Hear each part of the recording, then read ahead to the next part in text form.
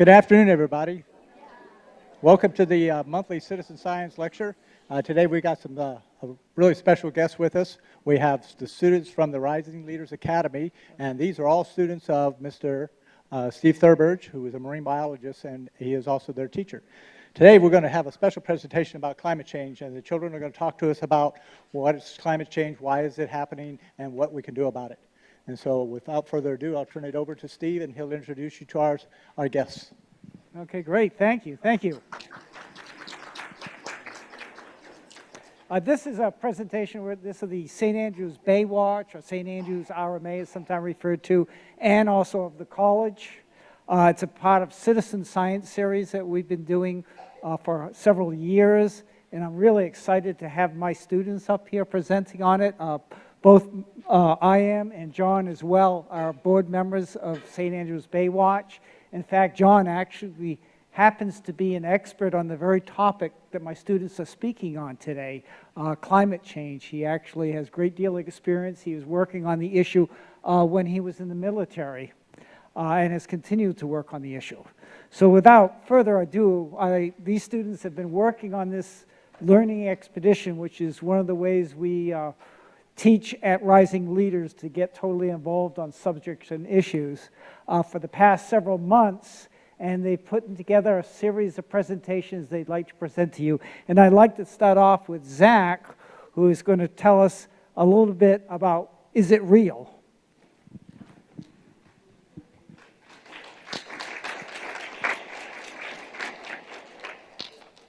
What is climate change? Should we even care? Climate change is the cyclical heating and cooling of Earth's surface during the past century. Climate change is happening at a faster rate due to human activity. Climate change is natural, but human activity has caused it to go at an alarming rate. It is having devastating effects on Earth's living organisms. Humans could slow down the heating process if they chose to. These are the 10 hottest years recorded ever since the past 100 years that we started recording. And the past 3 years are the hottest years ever recorded in history. And now we have Natalie. She's going to be talking about we're now getting into what is happening, why is it causing it, and she's going to look at some natural causes that affect things that affect climate change. Now that we know climate change is real, what is causing it? A natural cause of climate change is variable solar radiation. The sun's radiation comes from the nuclear fusion process, which releases thermal and light energy. The output has a variation of 0.01 to 0.02%. When the output is lower, it causes the Earth to cool, and vice versa. Another natural cause of climate change are volcanic eruptions. When a volcanic eruption occurs, the ash goes into the atmosphere. That blocks the sun's radiation from reaching Earth. If there is a large enough eruption, it could cause a very cold weather event, also known as climate change. Now this graph shows the human and natural influences on climate. You can see the green line, which is the natural factors, has been on the same line in the past century. But we can see that the scientific observations that have been made, they are very similar to the human factors of climate change, and they are going way up the chart. Now this graph is very similar to the one we just looked at. It shows the natural causes of climate change, such as solar, ozone, volcanic eruptions, and sulfate, as you can see. And you can see that they have been on the same line in the past century. But you can see that the greenhouse gases have been going way up the chart. Now, over here, it shows the modeled and scientific observations. You can see that they are very similar to the greenhouse gases and are going way up the chart. Julia. Now, what are humans doing to contribute to climate change? Well, the greenhouse gases that Natalie mentioned are the #1 contributors to temperatures rising. Fossil fuels are the things that make greenhouse gases, and they make electricity and heat, which make up about 31% of greenhouse gas emissions. About 15% of greenhouse gas emissions are from fossil fueled vehicles, and about 13% of greenhouse gas emissions are from manufacturing and constructing. There are other contributions that have less of an impact. These include agriculture, other fuel combustions, industrial processes, deforestation, fugitive emissions, waste, and bunker fuels. Raya is next. Carbon dioxide emissions, carbon dioxide or CO2 emissions are another major cause of climate change. There are both natural and human caught sources of carbon dioxide emissions. Natural emissions include ocean-atmosphere exchange, plant, animal, and soil respiration or breathing, and decomposition. Human emissions include burning fossil fuels, as you can see in this photo, producing electricity, and driving fueled vehicles. Continuous production of carbon dioxide emissions can lead to many extinctions and human illnesses.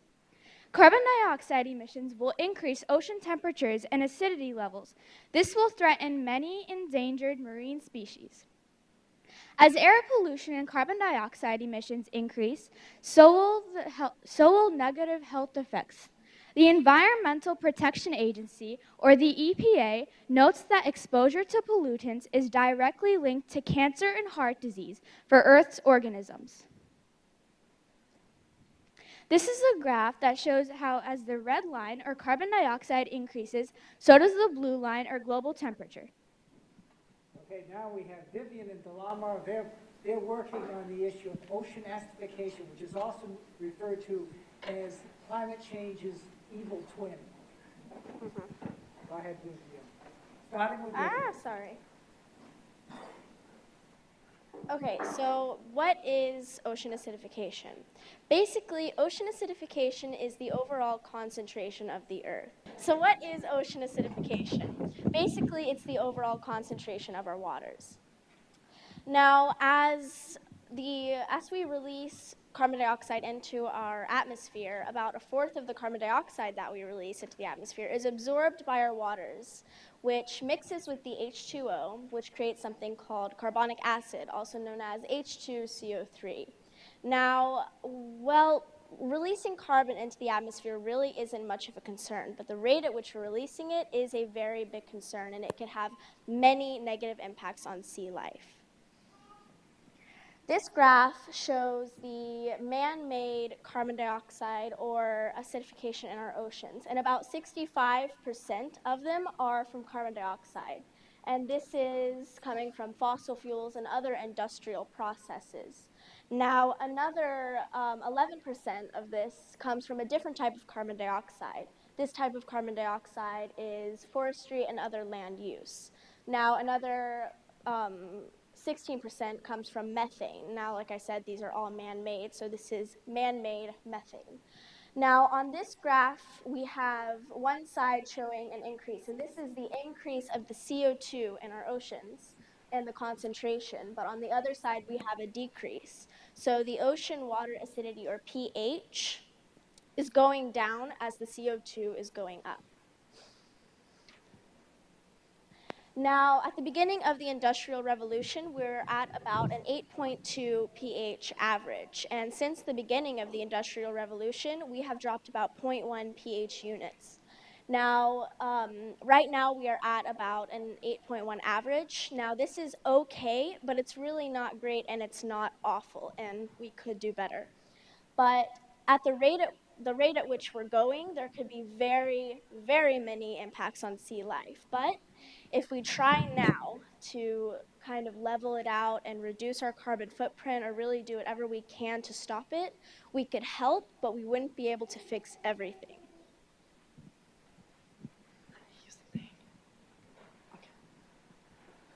Now that we know what ocean acidification is, what are its impacts upon sea life?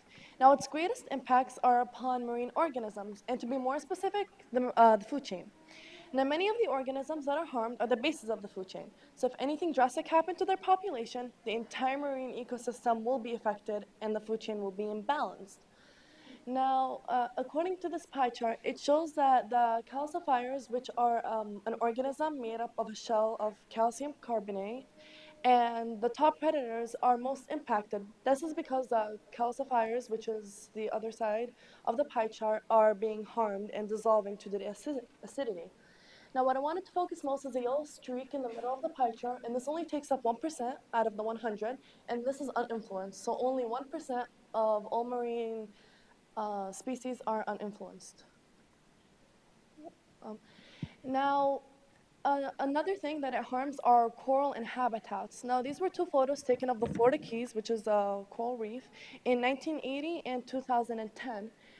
And now these two types of coral are staghorn, which is this type, and elkhorn, which is this one. And these were the two most common coral that you can find in a coral reef, but they started dying off, so they're not as common. Now, since the Industrial Revolution, our water pH level dropped 0.1 units, causing the water to be more acidic. Now, from the small little change, the coral had started to completely dissolve, and around 30 years later, it cannot sustain life. And this isn't only happening in the Florida Keys, but it's also happening all around the world, including the Great Barrier Reef, which is the largest reef in the world. Now, this is due to because coral are an exoskeleton classified animal, and their exoskeleton is made up of a compound called argonite calcium carbonate, and this compound tends to dissolve very quickly in acidic waters. And although coral only cover 0.17% of the ocean floor, they inhabit about 25% of all marine organisms. So if they start dying off, animals won't have a habitat anymore.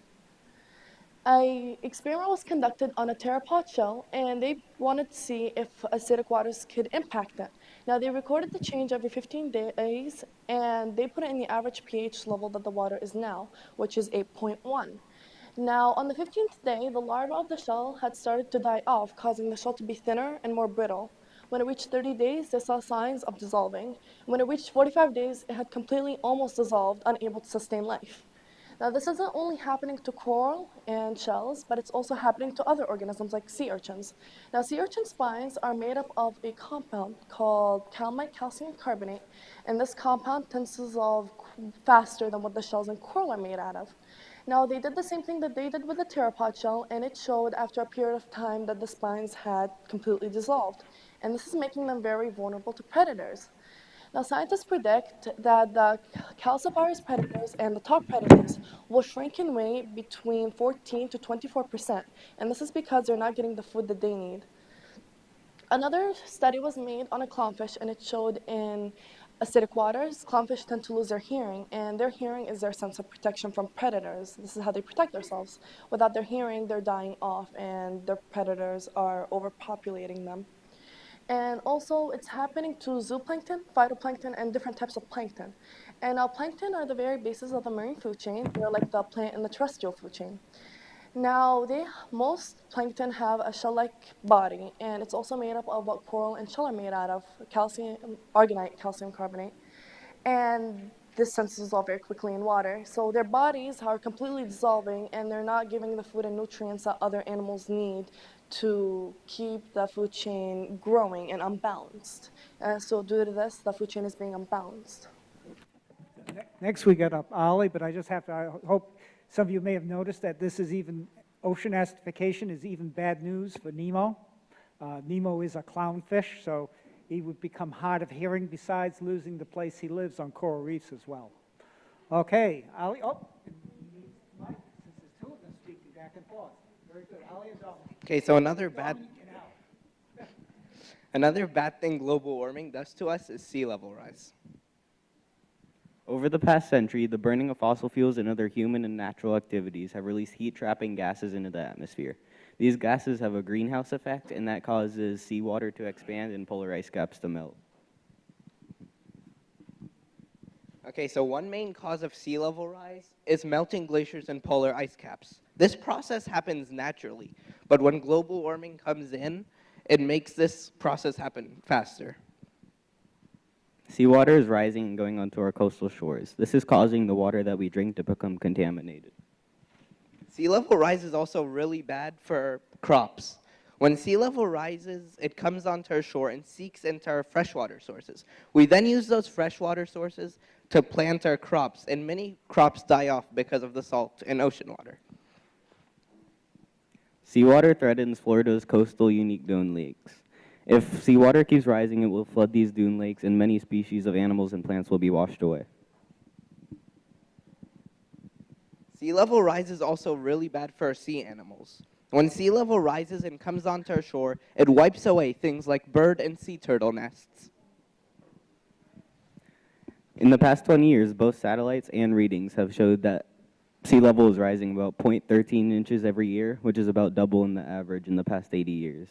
And this graph right here just shows where it's expected to rise to, and that one shows some years that have passed by already.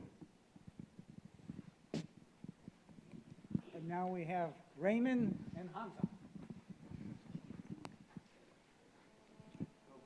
As CO2 causes sea level to rise, it causes many different types of extreme weathers. Extreme weather is any type of weather phenomenon that is typically out of the ordinary. Extreme weathers could be occurrences such as tornadoes, blizzards, floods, droughts, and much more.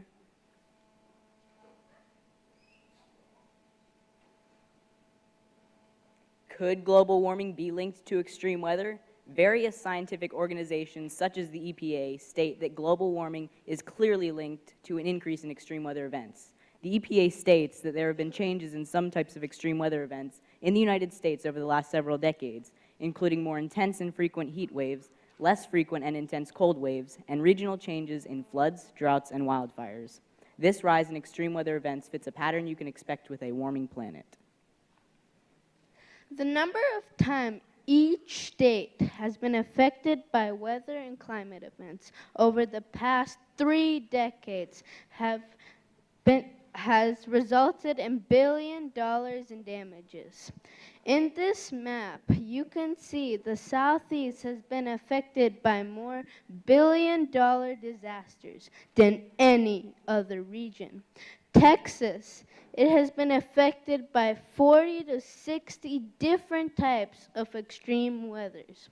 Our beautiful state, Florida, we've been experiencing droughts and wildfires, and our extreme winds are not strong enough to wash it away. Can I have a show of hands? How many people have seen extreme weather events on TV?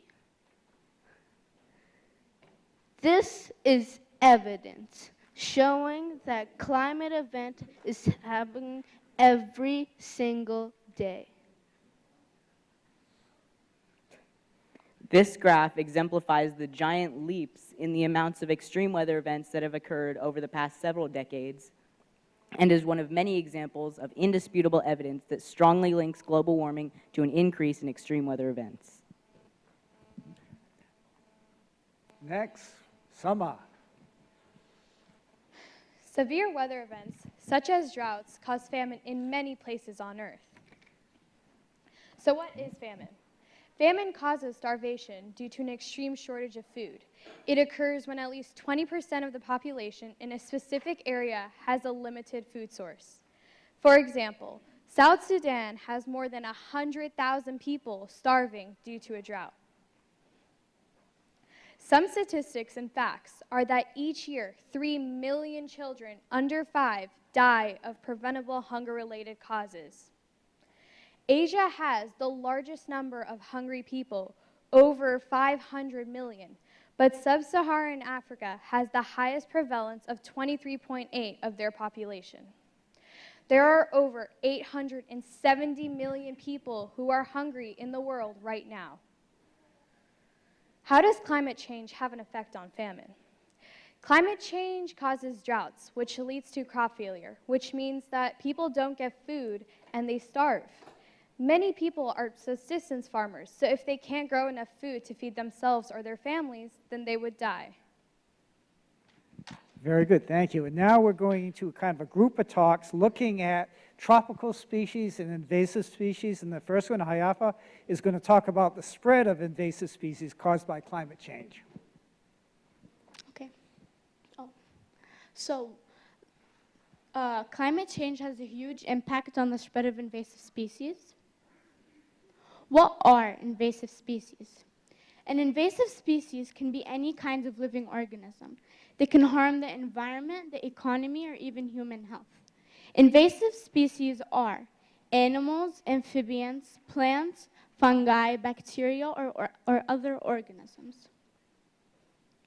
Global climate change is harming our environment with the spread of invasive species. Invasive species are spreading into new geographic areas, which displaces the native plants and animals previously living there. Can you believe Florida has the most invasive species in the USA?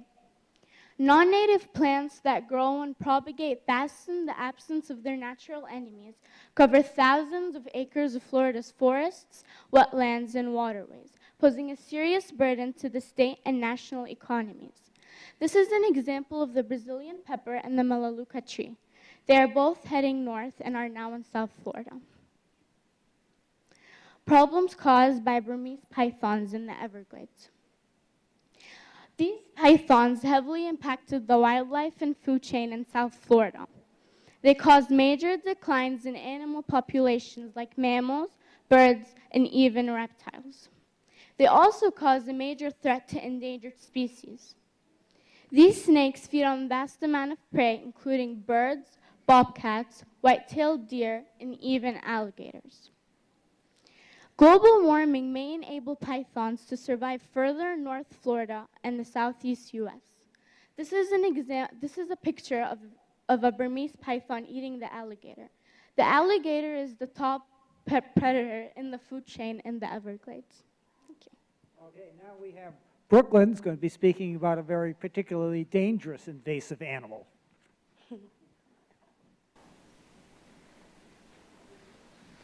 So another example of an invasive species in Florida is the Egypti mosquito.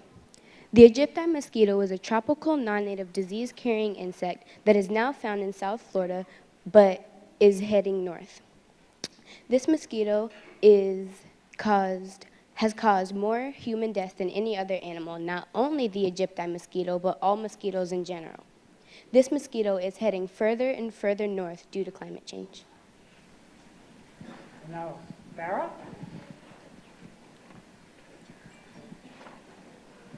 She's going to be talking about tropical species along with Jenna. Another factor affecting climate change is endangered tropical species. What is happening to tropical species? Because of the increased human population, a lot of farmers are going cattle. A lot of farmers like to grow cattle in the rainforest, so they either chop down the trees or burn it. When they burn the trees, a lot of CO2 is going into the atmosphere, which increases global warming. And when they cut or burn the trees, that's killing the tropical species home. So they're starting to die and die. The cattle, whenever you grow more cattle, that releases methane into the air, which also contributes to global warming. This graph shows forest loss by ecozone. As you can see, it goes up to 600,000. When the forests die, our animals die very rapidly. This graph also shows extinctions in tropical forests. It increases, but by 2060, it goes almost to 50,000. This should be a really big problem for all of us, because if you keep cutting down more and more trees, you'll have less and less clean oxygen to breathe with. Okay, now Maha is going to talk about some more on endangered species. Effects of climate change on endangered species. Biodiversity is important in all animals. All animals play an important role in biodiversity. If climate change impacted biodiversity, food chains would be unbalanced and food webs such as this one would be less stable. If one of these animals were to be gone from this food web, then the food web would be disturbed. Sari? As you can see, this graph shows the status of biodiversity in the United States. It shows that 67% of the biodiversity is apparently secure. That means 2/3 is secure, But it also means that 1/3 is not secure, which isn't very good. Also, this graph records from the 2000s to the 2010s. Because of all the climate change that's going on, by now there might be more animals in danger. Also, as Maha mentioned earlier, if one keystone species were to disappear from a food chain, then the food chain would be falling apart. Jana. Oh, no, Maha again, sorry. There are many impacts on climate change on wildlife. Climate change makes it tough for animals to survive. The distributions of animals and the behaviors of the animals start to change due to climate change. Climate change also, habitat loss is also of climate change. Global warming also affects the way endangered species live. Some animals cannot adapt to the rapidly changing environment, such as a polar bear. Global warming also creates droughts, sea level rise, melting glaciers, and even warming oceans. The distributions and the behaviors of animals also start to change due to climate change. Many species are moving closer to the poles, which is a response to the rise of global temperatures. Birds are migrating and arriving to their nesting grounds earlier, and a sea level rise of only 50 centimeters could cause animals such as the sea turtle to lose their nesting beaches. Jana. Okay. Increased droughts can lead to increased poaching. Droughts, such as this one in Kenya in 2006, can increase food securities. This can lead to an increase of the poaching of endangered species. As you can see, Africa has the highest predicted extinction rate of 25%. Next is Australia with 20%, and after is Africa with 15%. Humans and the extinction crisis. Here you can see, as the human population rises, the extinction rate of animal species rises too at an alarming rate. Endangered species are increasing rapidly due to climate change. Unless greenhouse gas emissions are severely reduced, climate change could cause a quarter of land animals, bird life, and plants to become extinct. Polar bears rely heavily on Arctic sea ice, which is rapidly disappearing due to climate change. Yeah. Are you done? Yeah. Okay. Okay, you ready for this? You want this? Or you want me to look? Okay, Natalie, help her. And here. Okay. Not only does climate change have many devastating effects on endangered species, it also has negative impacts on people.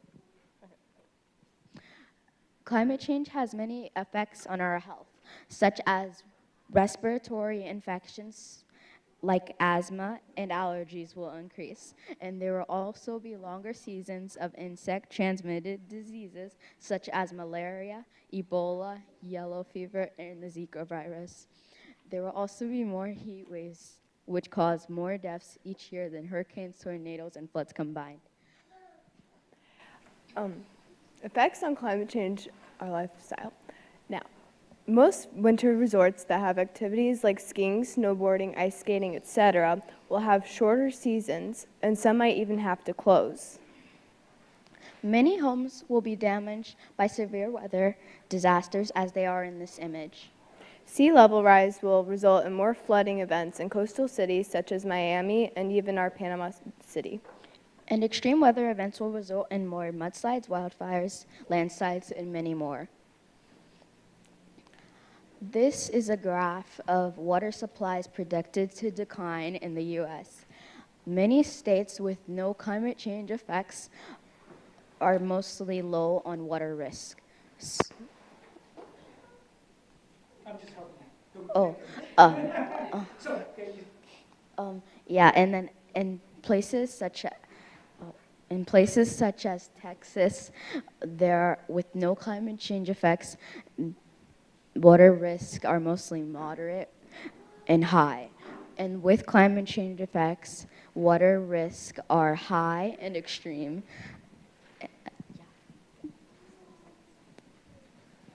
now Hamza's going to look at we're actually getting now to the part about solutions, some of the things we can do, some actions that can be taken, and a lot of it involves using new technology. Like the building we are in now is a pretty good example of some of that new technology. You can even look out the window and see it, and Hamza's going to catch us up on that. He's done a really good job on this. Go, Hamza. What can we do to slow down the rate of climate change? New solar technology is one way to slow down the rate of climate change. Solar technology helps reduce the amount of fossil fuels burned, providing renewable energy with no CO2 emissions and helping stop air pollution. Hopefully in the future, it will also help stopping fracking and drilling for oil and gas. Things you didn't know about solar technology. Solar power is 100% renewable. Scientists are working on wearable solar that you can put into your clothing materials such as cloth and etc. Scientists are also working on a solar-powered road. Route 666 was chosen as a testing site. Hawaii is now powered by Tesla's new solar station, as you can see in this video.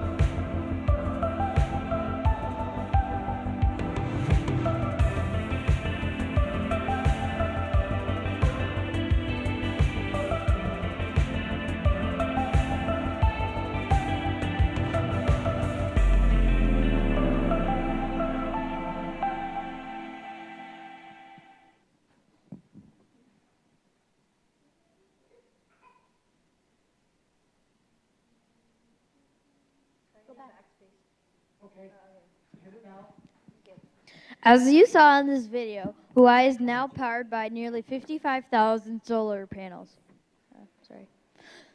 Hawaii is now also powered by nearly 300 battery packs.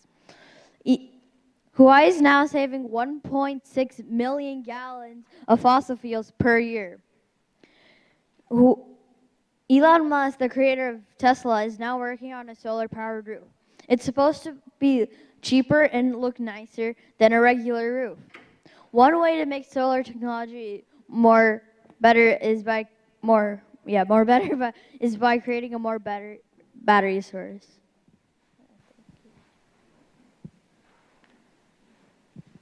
Another way to save our environment from by the way, Miriam is speaking on green transportation, sorry.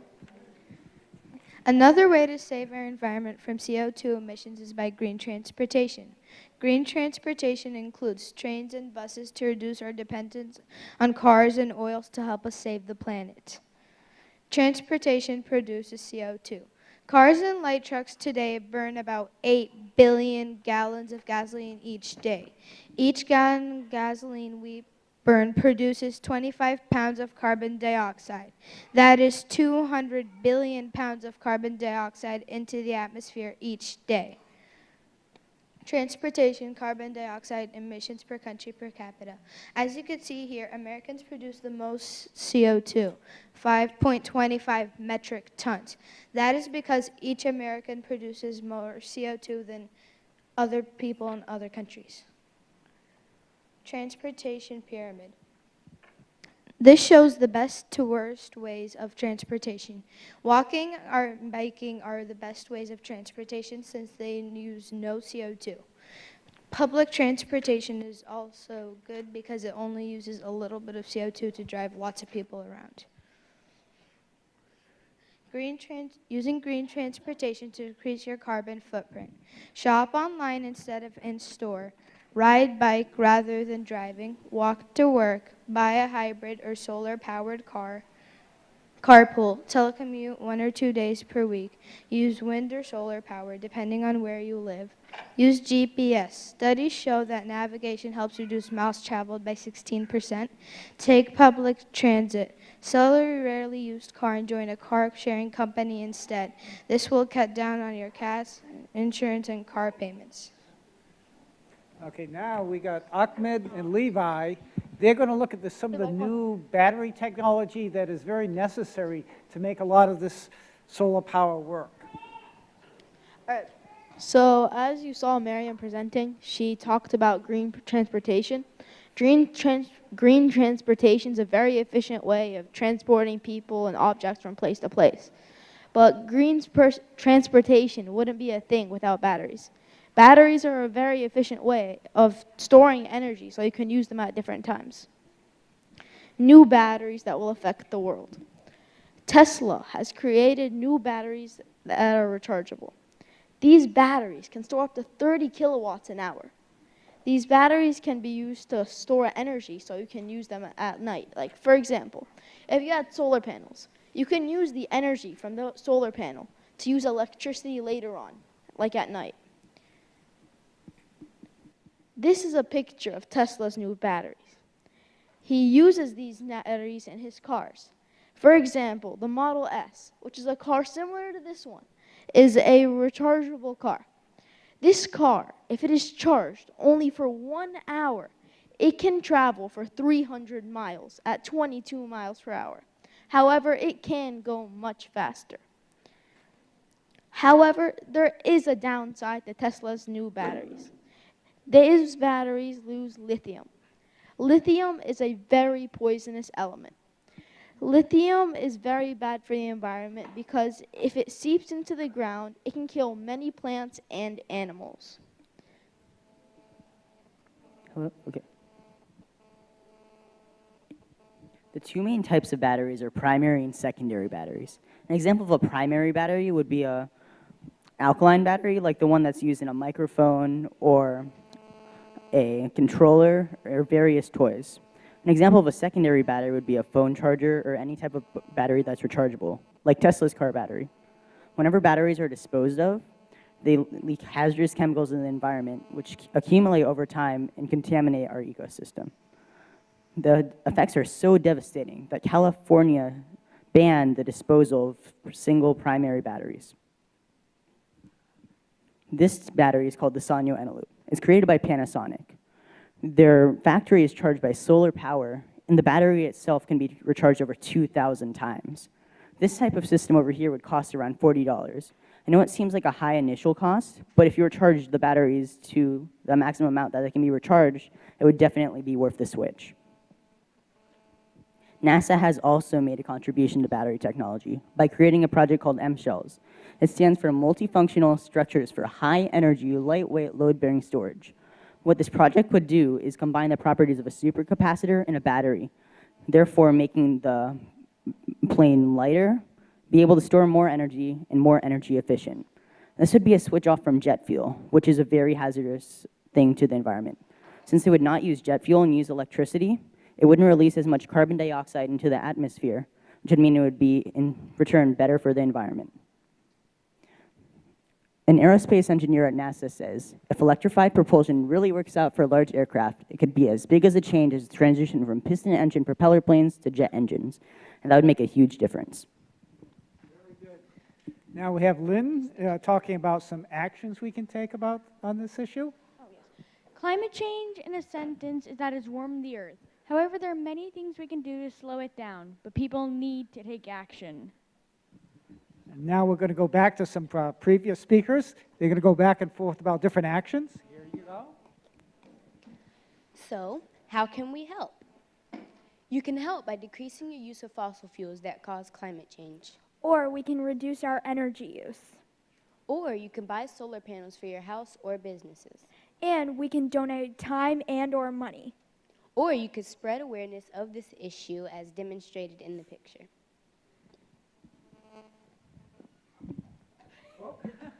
And now Miriam, who hasn't been up here before.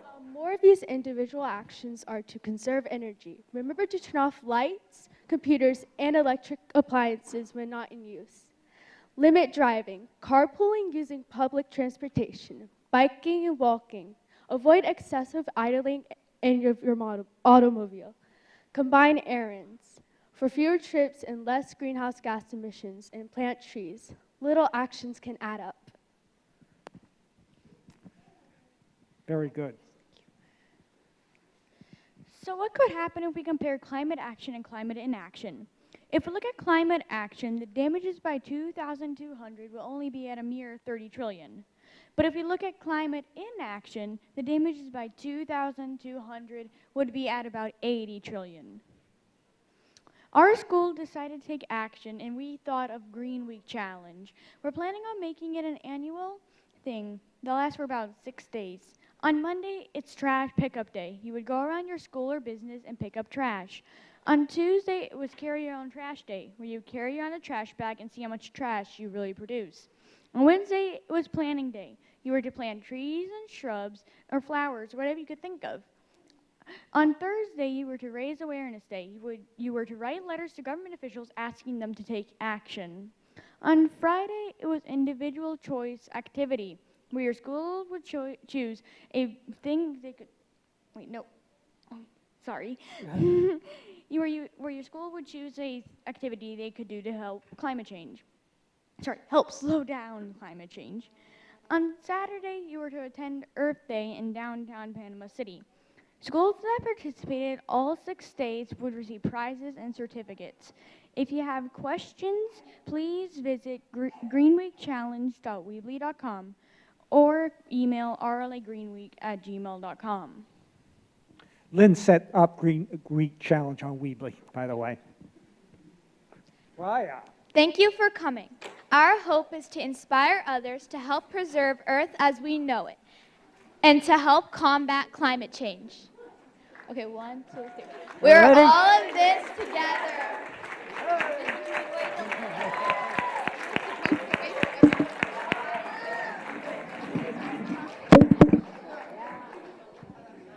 Any questions of our experts here?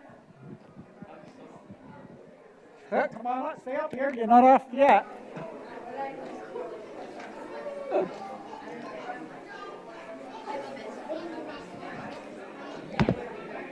Hi.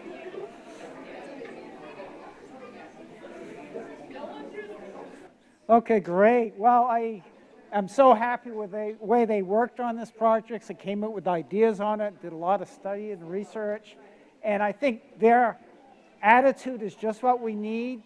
A combination of, we have a question from John.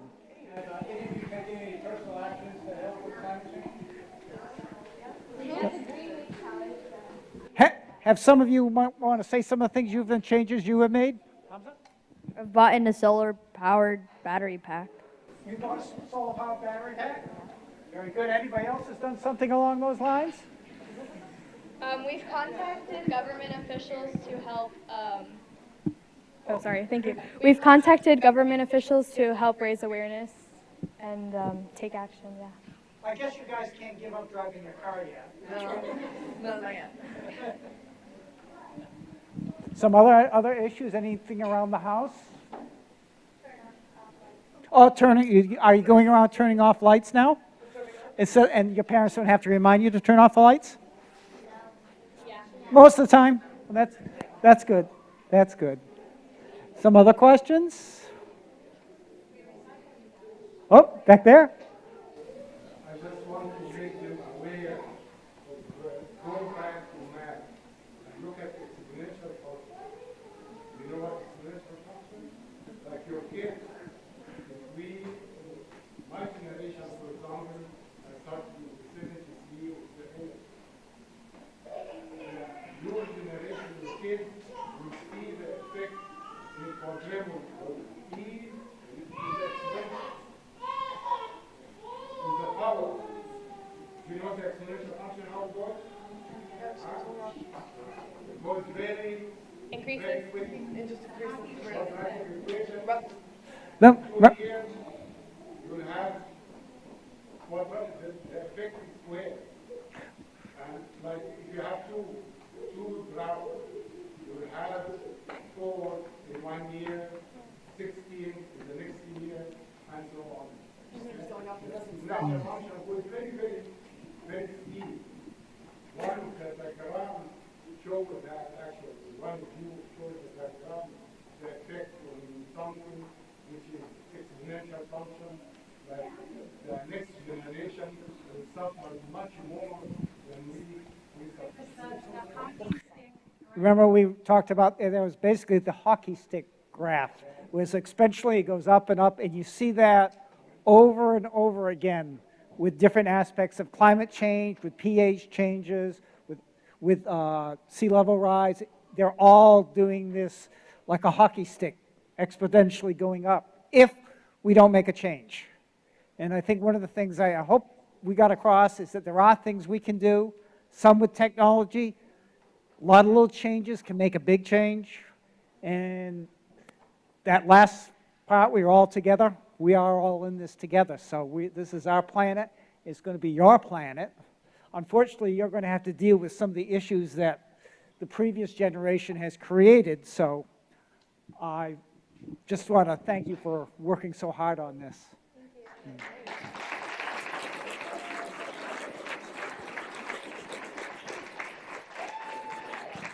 Good job, very good job.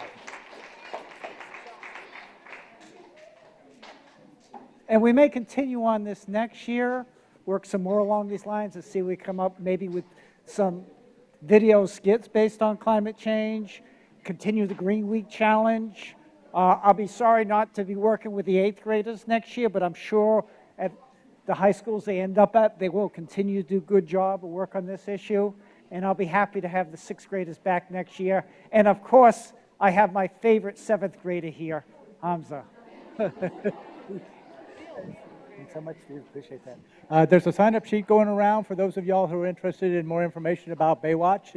We're the sponsor organization for the Citizens Climate Lectures. And if you want to know more information, be glad to give you some, or you can go to our website, sandandrewsbaywatch.org. And we appreciate everybody coming. And this is our future, and it makes you pretty happy to see that these kids are so interested in these topics and so competent and able to put together a terrific presentation.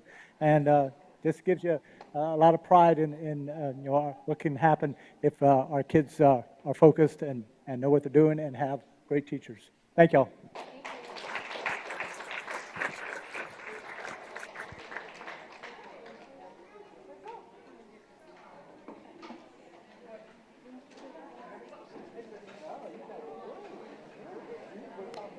Mayor of Panama City and Panama City Beach. They're both in Tallahassee. Yeah, I hope we can send our video to them.